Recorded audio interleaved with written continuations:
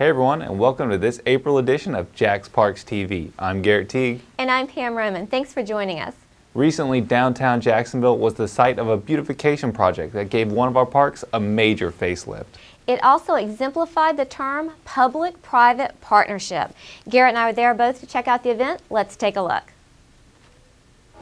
Today is a wonderful day for Jacksonville, frankly. Greenscape is basically known for planting trees, and we're not planting any trees today. What we are is planting hope for this square. That's Anna Dooley, the Executive Director of Greenscape of Jacksonville. Greenscape recently partnered with Downtown Vision, Inc. and several other organizations on March 22nd for a day of planting in Jacksonville's Hemming Plaza. 4, 3, 2, 1, fire! With the firing of the cannon, hundreds of volunteers picked up shovels, gathered wagon loads of plants, and started transforming this park. A park some say is destined to be the core of downtown. Those of us who love downtown and want it to come back alive again realize that if your heart is not healthy, then the whole rest of you is not healthy. So we're going to make the heart of our city, Hemming Plaza, into a showplace that people will want to come to enjoy this wonderful part of our city, a great urban landscape for all to enjoy. Lowe's donated plants and garden tools for the event, and Wells Fargo contributed $35,000 to the project as part of its Neighborhood Lift program. It's part of our responsibility is to help our communities, right? And from a beautification standpoint, Hemming Plaza is a gateway, if you will, to a lot of traffic that comes through Jacksonville and is a representation for this great city. You know, at the end of the day, corporations are only as good as the communities they serve, and that's part of our vision and values. We truly believe that, and that's why investing in communities is so important. We found Mayor Alvin Brown planting alongside volunteers and asked him what he thought about the project. This is a great example of public-private partnership where the private sector is investing with the public sector to really make Hemming Park one of the best parks in the country. And so you have the business community, the civic community, the not-for-profit community, all working together to make Hemming Park a destination in downtown. Throughout the day, volunteers planted more than 5,000 plants. Event organizer Valerie Feinberg says the project's success boils down to collaboration. But it's really nice to have something that you can implement and action-oriented, and I think what's real important these days is the kind of collection of people that work on it, and that collective impact for greater solutions, and I think that's really what the mayor's pushing in public-private partnerships. And I think that this is so important because you just can't look for one source to really do something. You know, we all have a piece to give, and working together just makes it a really nice collective effort. Participating partners in the planting included Downtown Vision Alliance, Wells Fargo, Interline Brand, Greenscape, the Late Bloomers, Friends of Hemming Park, CSX, PSS World Medical, JEA, the Paul Bryant Group, Lowe's Home Improvement, Clara White Mission, and Naval Air Station Jacksonville. So a big thank you to all the volunteers who participated in that project. You know, Garrett and I walk through that park almost every day, and those flowers have made a huge difference in the way it looks. Not only do we have food trucks in the plaza, but now we have those flowers there. It makes it even better. That's right. But volunteers also turned out in force for another project that's all about keeping Jacksonville beautiful. It's the St. Johns River celebration and cleanup. One of the greatest features of Jacksonville is the beautiful river that runs through it. And the 19th annual St. Johns River cleanup and celebration was all about keeping it that way. Over 1,000 volunteers came out to 60 sites throughout Jacksonville to rid the river and surrounding areas of more than 12 tons of litter and debris. It's a great event that helps raise awareness to the connection all Jacksonville residents share with their water. Very important that we are all here to clean up the river. We live with it and we enjoy it on a daily basis, and largely we contribute to the trash that we're finding on our way into the bags today. I think it's wonderful to know that waterways contribute. Our watershed contributes far into town, and all of what we do on our yards and our lawns, and to keep all that stuff from getting in the storm drains and getting down here to the river is a pretty important message, I think, the river keepers taught us. And the adults weren't the only ones getting something out of it. Well, I think it's really important for kids to get involved in their community and learn about all the ecosystems that live here and help and try to protect them. To find out more ways you can have a positive impact on the river and our environment, go to stjohnsriverkeeper.org. Well, here in Northeast Florida, you can't drive very far without passing a golf course or two.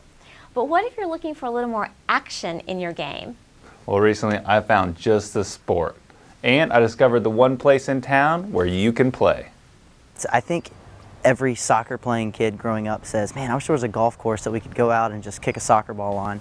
And now there's one course in Jacksonville that is making that wish a reality. At the Blue Cypress Golf Course, you can work on your golf game, or you can swap your clubs for a soccer ball and play 18 holes of foot golf. So, what exactly is foot golf? Well, foot golf is no different than regular ball golf, except we use different equipment. Instead of using clubs and a golf ball, you use a soccer ball. One time! Woo! A regular golf, you're always trying to figure out what club to hit, how far you... When you play foot golf, it's right there in front of you, and it's just you and your foot, or your leg, you know, and you give it a go, and it was a lot of fun. This combination of soccer and golf has been gaining in popularity internationally and in the United States as a fun, low-cost sport for the entire family. And it's already getting a great reception from people of all ages and skill levels in Jacksonville. When we started this, we thought it was going to be primarily the soccer community. What we're finding out is it isn't. It's a family community. Everybody can come out and play this game, whether you're 6 years old, whether you're 56 years old, or 76 years old. The whole family, grandfathers, little children can all come out and enjoy the sport. Foot golf, you have fun, you hang out with your buddies, and you play golf. So just using your feet, a lot of fun. You know, I've brought people that have never touched a soccer ball in their life out, and they've had a phenomenal time. It's just a great opportunity to come out and enjoy some fresh air and enjoy soccer, enjoy golf, all the above. Foot golfers are having so much fun out there, families out there, young kids. It's brought a whole different element to our course. I had someone remark one time, which I thought was pretty appropriate. He said he'd never seen people having so much fun on a golf course. So head over to jaxfootgolf.com to find out more about the sport, and then take your friends and family, golfers and soccer players out to Blue Cypress Golf Course to experience all the fun for yourself. So I know that you tried out the sport because you're a former soccer player and you loved it, but your wife Lauren loves actual golf. So how are you guys going to work that out? Well, at the course, you can both play side by side, golfer and foot golfer, so it's the perfect sport for us. Always a compromise. Well, school is almost out, so here's a question for you parents out there. What are your plans for your kids this summer? Ooh, don't have an answer yet? Well, we're here to keep you sane with JaxParks summer camps. Check out what's in store.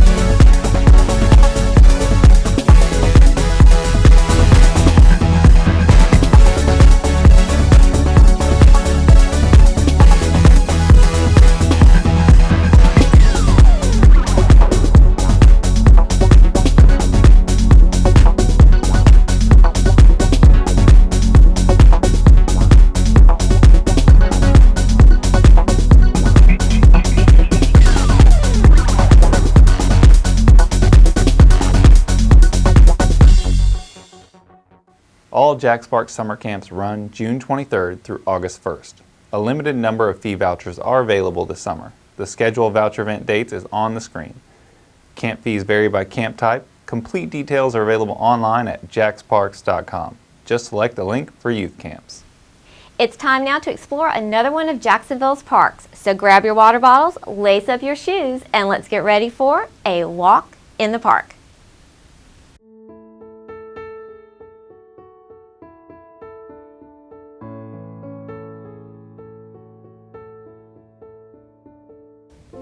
Hi there, I'm Jean Schubert, Parks Naturalist Supervisor with JaxParks, and we're here today at Betz-Tiger Point Preserve. It's located at 13990 Pumpkin Hill Road. There are 548 acres of old Florida here for you to explore. Over 6 miles of multi-use trails to make use of. I can't wait to show it to you, so let's start the tour. Right inside, you'll see the entrance to the Orange Trail, which is 6/10 of a mile out and back and takes you through saw palmettos and moss-draped oaks till you get to the end where there's a beautiful marsh overlook. Before heading back, take advantage of this bench at the end of the Orange Trail. Enjoy the view of the black needle rush, listen for the birds. But if you're ready for more travels, there are a lot more trails to check out, so let's go along and walk them. Further down the road, you'll come to the parking area and all the modern features, such as a pavilion, barbecue pit, and waterless restrooms.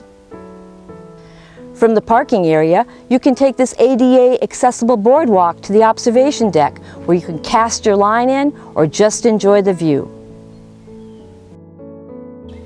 Another option is to head out on the Blue Trail. The Blue Trail follows along the banks of the Pumpkin Hill Creek and takes you further into the park, where you'll meet up with the Yellow Trail. This is where you leave your car behind and hike, bike, or ride your horse to enjoy the trails. The Yellow Trail takes you on a 3.4-mile loop around the heart of Betz-Tiger Point. To add to your adventure, the Red Trails have almost 2 miles of shortcuts that zigzag within the loop. These shortcuts offer you a close-up view of the wiregrass and other plants of the Sandhill community. You can also adventure out in the water here. The kayak launch is located right outside the entrance at the neighboring Pumpkin Hill Creek Preserve. The launch takes you right into Pumpkin Hill Creek. You can paddle along the salt marsh, enjoying the views of the water birds and the expanse of sky above.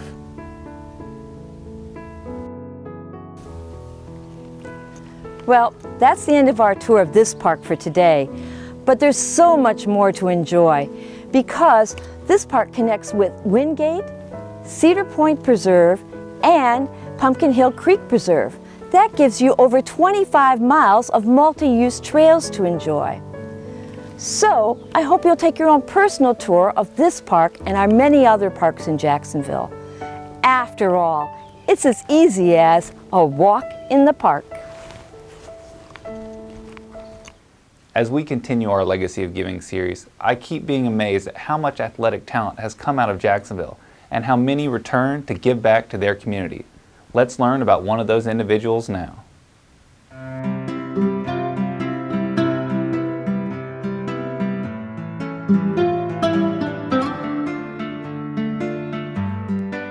He was perhaps one of the most humble men I've ever known, even though he played in the NFL. Elaine Spencer is remembering her late husband, Charles Booby Clark. Clark is remembered today as a local legend. He exploded onto the field as a teenager at Stanton High School, then Bethune-Cookman College, before going on to play 8 years in the National Football League. In fact, Clark is ranked in the top 10 running backs of all time for the Cincinnati Bengals. And in 2001, he was listed in Jacksonville's top 100 athletes of all time. But Spencer believes one of his greatest legacies is his love for Jacksonville, the kids that live here, and this park that bears his name. He loved Jacksonville, had an abiding love for this city. He was determined that he was going to come back home and give back to the community that he knew had given so much to him. He appreciated that and wanted to give back, and he did that in many, many ways. I can remember how important it was for him to come back home during the off season, for example, and work with the Boys and Girls Club or the YMCA and buy uniforms for kids who were not able to afford the sports uniforms that they needed. He did a lot of mentoring of young kids back during those days. Former athletes like Derek Gaffney, Don Gaffney, and Greg Coleman mentioned Clark as one of the men influential in their careers. And even though he passed in 1988, Spencer says she knows Clark would be proud that his gift lives on in the lives he's touched, and this park that is still a place for youth to go, to play, and to learn. He would ascribe to the notion that somebody laid the foundation for you, and you are required to remember that you have that same responsibility. And that comes from Booby's strong sense of community. he really did believe that we were at our best in our communities when we worked together, when we protected and guided our children, and when we set positive expectations for them. And he believed that they would rise to that level of expectation with the right kind of guidance. And I think that that would be his message.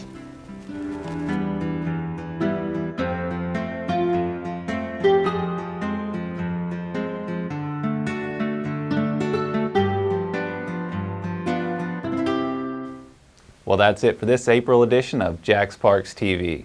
Thank you so much for joining us, and we want you to stay connected with us as well. So you can do that on Facebook, Twitter, Pinterest, YouTube, Google+, and Instagram. And we also have JaxParks.com and JaxParksTV.com. That's right, and we'll see you back here next month, but until then, we'll see you in the parks. Welcome back, everyone.